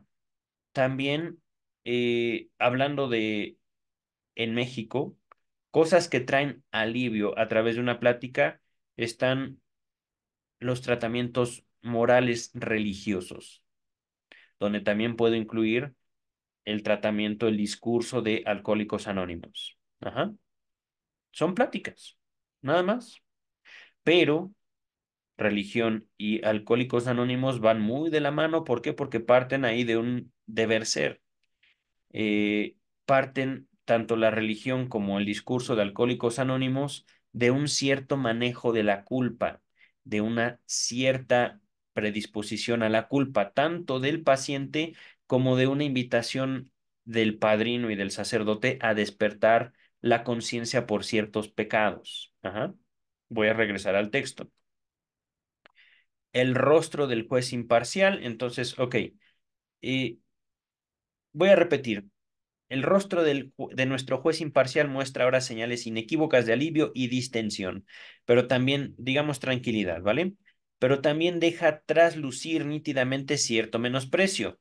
Es como si pensara, ¿eso es todo? Palabras, palabras y nada más que palabras, como dice el príncipe Hamlet. Sin duda se le pasa además por la mente la sátira de Mefistófeles, Fausto, sobre lo fácil que es salir del paso con palabras, versos estos que ningún alemán olvidará. Nota número uno, Fausto, parte uno, escena 4, el diálogo de Mefistófeles con el estudiante. El pasaje aludido es el siguiente. El estudiante dice, sin embargo, algún concepto tiene que haber en la palabra. Mefistófeles. Muy bien. Solo que no es preciso martirizarse demasiado donde conceptos fallan. Allí mismo y en el momento justo acude una palabra. Con palabras puedes sostener una querella, con palabras aderezar algún sistema. En palabras se puede creer admirablemente. De una palabra no puede eliminarse ni una iota. No sé qué es iota. Lo voy a dejar así. Ustedes con calma pueden descubrir qué es esto. Iota. Regreso al texto principal. Ya me estoy cansando, por eso también, y estoy dándome cuenta que si no lo escucharon, tengo clase de salsa a las 7, entonces tengo media hora para terminar el resto del texto. Son 2 páginas, me parece. Ay, nanita. Bueno, 2 páginas y media. Ok. Entonces, también dice el juez imparcial. Entonces es una suerte de ensalmo. Ustedes hablan y la enfermedad de él se disipa. No. Exactamente, dice Freud. Sería un ensalmo si produjera un efecto más rápido. No hay ensalmo sin la prontitud. Se diría sin un éxito repentino. Pero los tratamientos analíticos requieren meses y aún años. Un ensalmo tan lento pierde el carácter de lo maravilloso. Antes de continuar, yo dije que no, pero Freud dice que sí. Aquí hay otra diferencia, y esto, por supuesto, se lo debo al análisis lacaniano. Dice Freud, los análisis requieren meses o aún años. Todo depende de la capacidad del analizante. Hay análisis que se pueden concluir en menos de 5 minutos. ¿Cómo ven, queridas y queridos? Y aún así, análisis exitosos y análisis que conllevan este replanteamiento del sujeto ante su propio deseo. Así, pero por supuesto, repito, no hay, digamos, un método para que todos los análisis se consuman en 5 minutos o menos. No hay un 2 más 2 son 4 4 cuando realmente no sabemos con qué va a llegar el analizante en un sentido de la relación con él mismo o con ella misma. Ajá. Esa separación entre el ser humano y su deseo. No sabemos qué tan separados estén. Ahorita voy a dejar así mi comentario para regresar al texto, que ya no tengo tanto tiempo como antes. Entonces, dice el texto, por lo demás, no despreciemos la palabra. Sin duda es un poderoso instrumento, el medio por el cual nos damos a conocer unos a otros nuestros sentimientos, el camino para cobrar influencia sobre el otro. Las palabras pueden resultar indeciblemente benéficas y resultar terriblemente lesivas, es decir, dañinas. Es verdad que en el comienzo fue la acción. La palabra vino después, pero en muchos respectos fue un progreso cultural que la acción se atemperaba en la palabra, es decir, actuar es una cosa, actuar, no conducta. La conducta es otra cosa. La conducta es una política de la psicología, apoyada también por la psiquiatría. Conducta no es lo mismo que acción, el verbo, el hacer. Ajá. La acción se va preparando a través de la palabra. La palabra puede ser un sustituto de la acción.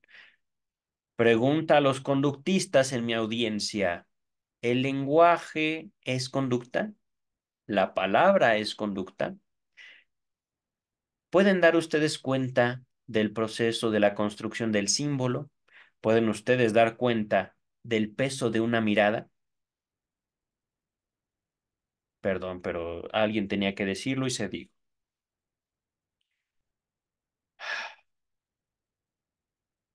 Y esto es algo que se puede dar cuenta en derecho, no en una psicología cognitivo-conductual.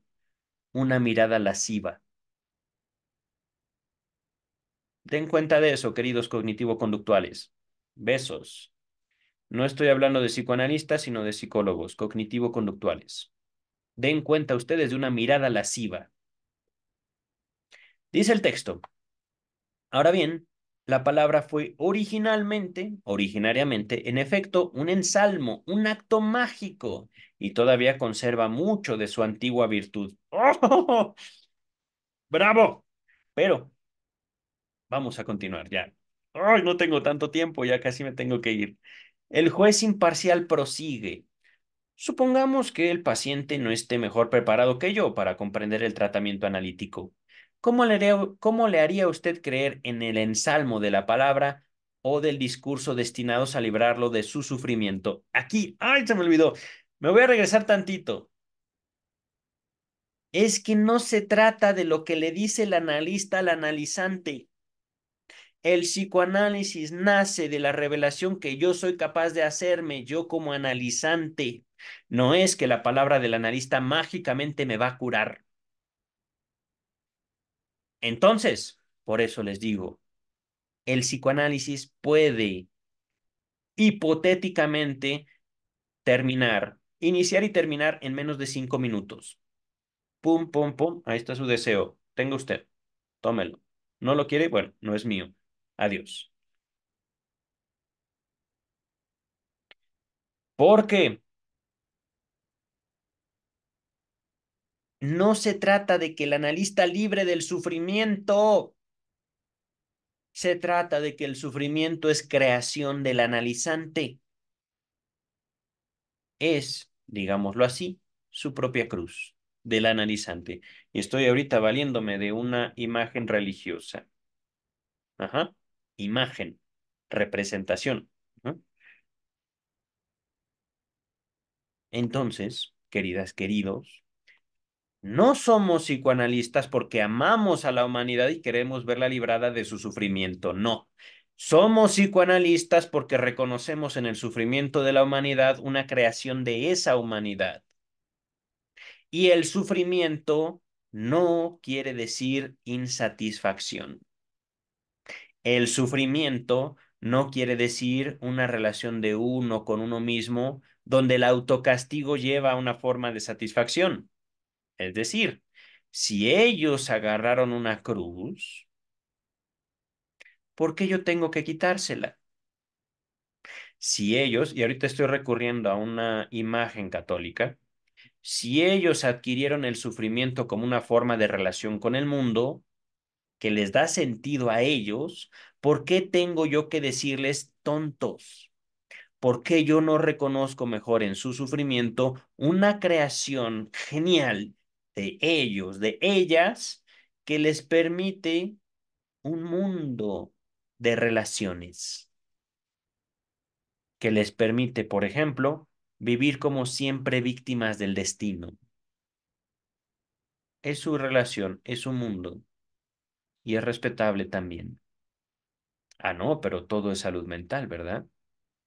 Tienen que ser sanos, tenemos que ser sanos mentalmente, ¿no? En una aproximación a la figura humana donde el placer discurre, el placer circula en la relación entre el sujeto y el sujeto mismo, no es tan sencillo hablar de salud mental.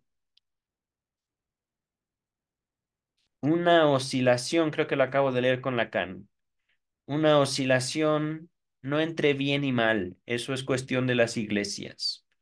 Una oscilación entre sufro y me gusta mi vida, me odio y me amo, la odio y la amo.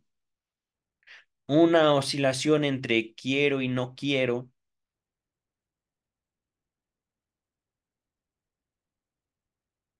La definición de la figura humana no radica, digámoslo así, en el discurso psicoanalítico. El discurso psicoanalítico se coloca en una posición distinta a eso es bueno y eso es malo. El psicoanálisis como ciencia no pretende decirle a sus pacientes lo que está bien y lo que está mal en una cuestión ética o moral. No es una transmisión de valores, como sí lo puede ser la salud mental. Hay mucho que decir, queridas, queridos, dice el texto. Hijos, ya tengo que irme y esto está delicioso, dice el texto. Desde luego, es preciso preparar al paciente y para ello se ofrece un camino sencillo. Ya lo vi, doctor. Usted quiere seguir con la palabra del juez imparcial, pero el juez imparcial parte de una premisa falsa. El psicoanálisis no es el ensalmo que viene del analista. El analista no está ahí para calmarme y decirme que soy bonito y bueno. No se trata de una cura por la palabra del analista. Se trata de una cura por la palabra que yo soy capaz de soportar de mí mismo. Entonces, habiendo señalado esta discrepancia, ya lo vi, doctor Freud, ya lo vi, dice el texto. Al paciente se lo exhorta, se lo invita a ser totalmente sincero con su analista, a no mantener en reserva nada de lo que se le pase por la mente y luego a remover todas las coartaciones, digamos, los vacíos, que le harían preferir no comunicar muchos de sus pensamientos y recuerdo, coartaciones, invitaciones a no decirlo todo. Digamos que tenemos que dejarnos hablar todo, sin pena, sin miedo. Y ahí es donde se está viendo la ética del analista. No somos transmisores de valores morales. En la práctica analítica no es un está usted mal porque tiene un amante. No es está usted mal porque es alcohólico. no es está usted mal por ser ansioso. Ajá, no es nada de eso. Dice el texto, todo ser humano sabe que en su interior hay cosas que solo comunicaría de muy mala gana o cuya comunicación considera enteramente excluida, es decir, esto no se lo digo a nadie, y esto es algo que se presenta mucho en la práctica del psicoanálisis. Nunca había visto esto, nunca le había dicho esto a nadie, no había considerado en mi vida eso.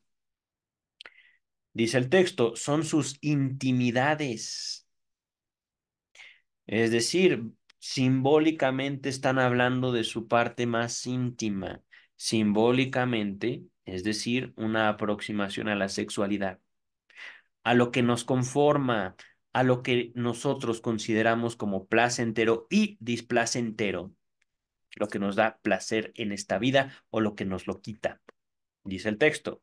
Vislumbra también, lo cual constituye un gran progreso en el autoconocimiento psicológico, que hay otras cosas que uno no querría confesarse a sí mismo, que de buen grado ocultaría ante sí mismo, y por eso las interrumpe pronto y las expulsa de su pensamiento cuando, a pesar de todo, afloran. Es decir, en el momento en el cual yo me propongo hablar libremente, me topo conmigo mismo, no con los valores de un analista.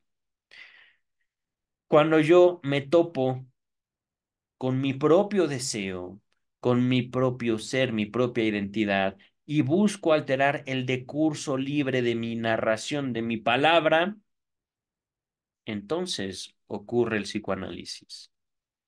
Dice el texto, y cuando se percate de que esa situación en que un pensamiento propio debe ser mantenido en secreto frente al sí mismo propio, plantea un problema psicológico muy curioso.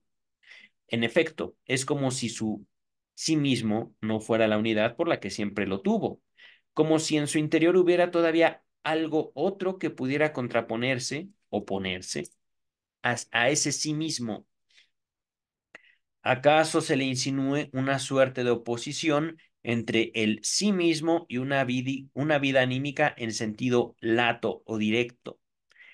Con tal que acepte el reclamo del análisis de decirlo todo, fácilmente dará en la expectativa de que un comercio y un intercambio de pensamientos realizados bajo premisas tan insólitas podrían producir también raros efectos. Comprendo, dice nuestro oyente imparcial. Usted supone que todo neurótico tiene algo que lo oprime, un secreto, y si usted lo mueve a expresarlo, lo alivia de esa presión y ejerce sobre él un efecto benéfico. No. Es justamente el principio de la confesión, del que la Iglesia Católica se ha servido desde siempre para asegurar su dominio sobre los espíritus de la humanidad, ¿vale? No los espíritus de, no sé, como Constantino o algo así. Nota número 2, me la salté y no la vi, la verdad. ¿Dónde está? ¿Dónde está la nota 2? Aquí está, el comienzo fue la acción, la palabra vino después. Hoy no me había dado cuenta. Aquí Freud está haciendo una referencia bíblica. Eh, Evangelio de San Juan, en el principio era el verbo y el verbo era Dios. San Juan número 1, capítulo 1, versículo 1. Eh, es verdad que en el comienzo fue la acción, la palabra vino después. Aquí Freud está describiendo la formación del lenguaje, no está, digamos, burlándose de la Biblia, pero al menos yo puedo leer aquí una referencia al revés, pero bíblica al final. La palabra vino después. Interesante, doctor Freud. Regresamos al texto. Ya estamos a página y media. Vientos. Muy bien. Dice el texto, sí y no tenemos que responder. La confesión de la Iglesia Católica cumple en el análisis el papel de introducción, por así decir, pero muy lejos está de constituir la esencia del análisis o explicar su eficacia. En la confesión, el pecador dice lo que sabe. En el análisis debe decir más. ¿Cómo hablarían ustedes de lo que no saben? Entregándose a la palabra, no al analista. Simplemente permitiéndose hablar. Llega uno a decir, ay caray, este soy yo. ¿Me juras que esto soy yo? Y no viene de usted, no es palabra bendecida que viene del analista y me hace feliz. No, al contrario, mientras yo me descubro a mí mismo, me doy cuenta el motivo de mi angustia y me doy cuenta que yo me angustio a mí mismo. Y de repente vienen un conjunto de descubrimientos que yo me permito al hablar libremente y en el cual el psicoanalista permanece callado. ¡Pum! Hasta que dice, se acabó el tiempo. Y es todo lo que dice. Y te quedas. ¿Y el ensalmo? ¿Cuál ensalmo? ¿Qué quería que le dijera? Yo no espero que me diga nada. Bueno, entonces allá terminamos. Ok. Es que no hay ensalmo, queridas y queridos. No hay ensalmo. Bueno, les soy sincero. Las producciones en el análisis tienen un efecto ensalmador y las producciones a veces vienen del analista, la mayoría vienen del analizante. Eso es lo mágico del análisis, del psicoanálisis, que nos colocamos como analizantes en un papel muchísimo más grande, muchísimo más abarcativo que un terapeuta, como analizantes, como digamos el papel pasivo. No, no, no. En el psicoanálisis el analizante tiene el papel activo. No es que el analista, digamos, de. El analista favorece, el analista da un pequeño empujón. El analista, digámoslo así, y esto también lo abordo, así lo describo en mi libro, el analista favorece una especie de delirio en el cual el analizante se da cuenta del sí mismo, pero no hay un ejercicio de poder, al menos no en el análisis puro, que para llegar al análisis puro, para llegar a un ejercicio de psicoanálisis, a veces sí se requiere de una preparación, no del analista, sino del paciente. Esa situación del análisis puro, de un delirio, yo no he tenido esa experiencia en mi propia clínica, en mi propia práctica psicoanalítica, pero teorizo de que practicada, por ejemplo, entre psicóticos, podría llevar a un brote psicótico. Es que yo no tengo contacto con psicóticos, yo no acostumbro convivir y de hecho no ejerzo el psicoanálisis entre pacientes psicóticos. Neuróticos, por supuesto que sí, pero eh, es que al momento de aproximarnos a la dinámica pura del psicoanálisis, el sujeto frente al sujeto mismo, estamos aproximándonos a la dinámica que Freud expone y explica en la interpretación de los sueños. Una dinámica que yo también teorizo se aproxima de manera inversa a la psicosis. Ajá. Inversa, digámoslo así, contraponiendo neurosis y psicosis. El neurótico se separa de su deseo, se relaciona a través de esa separación con su deseo, mientras que el psicótico se separa del lugar donde puede encontrar un deseo. Es una separación mucho más profunda y en un sentido, en cierto sentido, mucho más aberrante, mucho más, ¿cómo decirlo?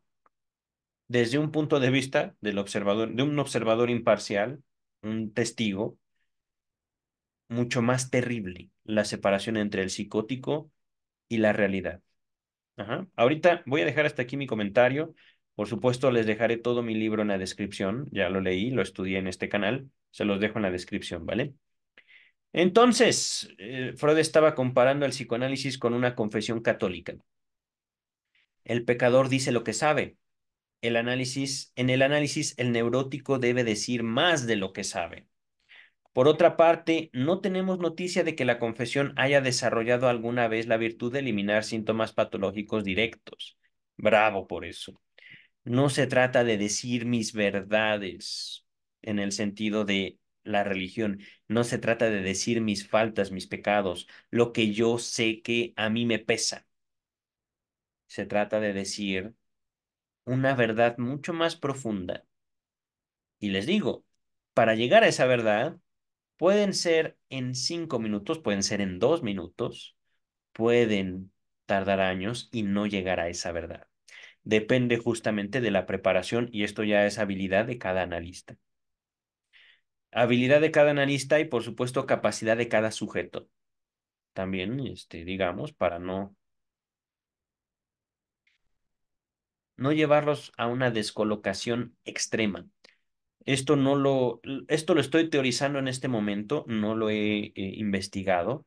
Valdría la pena investigar sobre psicoanálisis que psicotizan. Lo teorizo ahorita, no lo tengo documentado, tampoco se me ha presentado ni en mi práctica ni en comentarios. Es simplemente una hipótesis que ahorita formulo. Ahorita dice el texto y yo ya tengo cada vez menos tiempo. Entonces no entiendo, es la réplica. ¿Qué podría significar, dice el testigo, decir más de lo que sabe? Empero, puede imaginar que como analista consigna a usted mayor influencia sobre sus pacientes que el padre confesor sobre sus feligreses, puesto que les consagra más tiempo, se ocupa de ellos de manera más intensa y también más individual, y utiliza este acrecentado influjo para librarlo de sus pensamientos patológicos, para disuadirlo de sus temores, etcétera. Fíjense aquí entonces Freud se está distinguiendo de un tratamiento moral, de un tratamiento religioso, específicamente de la confesión católica. Dice el texto, sigue palabras ¿cómo se llama? Ay, el juez imparcial. Harto asombroso sería que por ese camino lograra dominar también fenómenos puramente corporales como vómitos, diarreas, convulsiones. Pero yo sé que esos influjos son muy, muy posibles cuando se ha puesto a un hombre en el estado hipnótico. Es probable que el empeño de usted consiga un vínculo hipnótico de esa índole con el paciente, una ligación sugestiva entre el paciente y la persona de usted, aunque no se la proponga, y que entonces los efectos maravillosos de su terapia no sean sino los de la sugestión hipnótica. Ahora bien, por lo que yo sé, la terapia hipnótica trabaja mucho más rápido que su análisis, el cual, como usted dice, dura meses y años. Nuestro juez imparcial no es tan ignorante ni falto de información como lo habíamos estimado al comienzo. Es innegable que se empeña por conceptualizar el psicoanálisis con ayuda de sus conocimientos anteriores, de ligarlo con algo de lo que ya tiene noticia.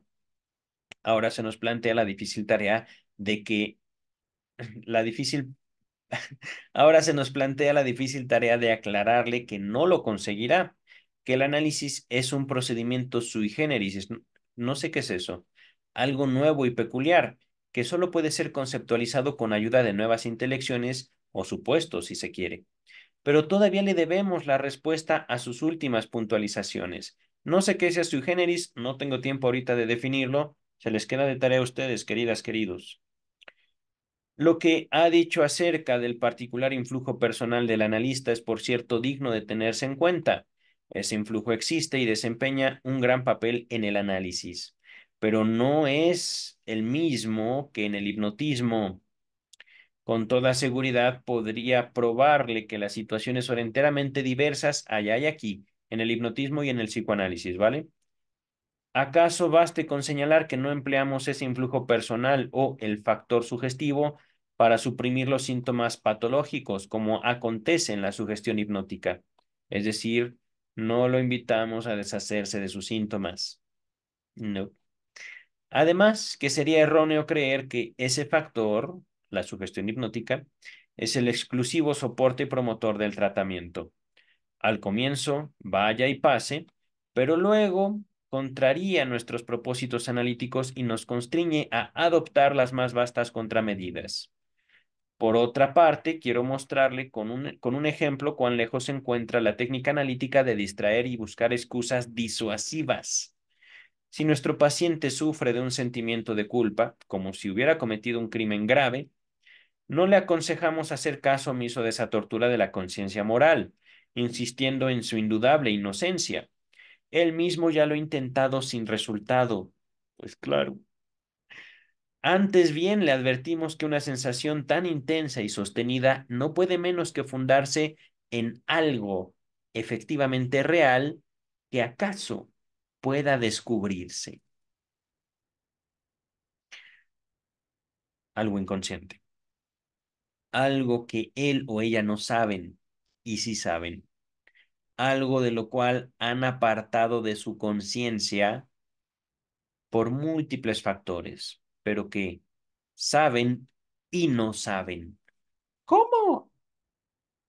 Lo inconsciente se opone a la lógica filosófica que sostiene que todo conocimiento es por sí solo consciente.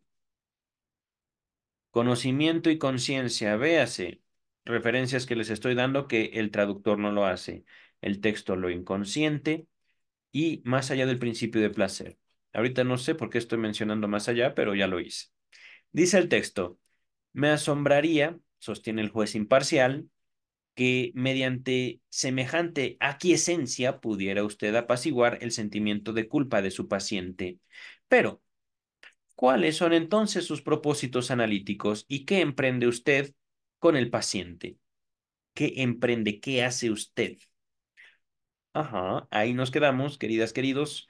Fin del capítulo 1 de ¿Pueden los Legos ejercer el análisis? Yo ya me voy a preparar para mi clase de salsa. Nos vemos. Bye.